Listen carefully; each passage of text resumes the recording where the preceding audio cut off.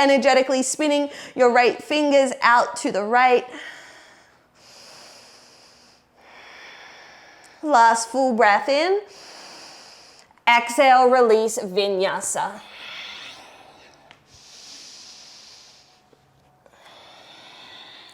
Lift your right leg. Add the hamstring curl. Inhale, lift the knee higher. Exhale, knee to nose. Step right foot to right thumb, straight up to our high lunge position again. This time, hands come into prayer. We're going to twist to the right, hooking the left elbow over the right thigh.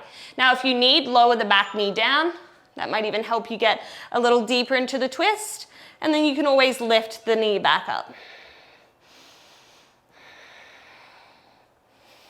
Roll the right shoulder back and down. Lift your navel up.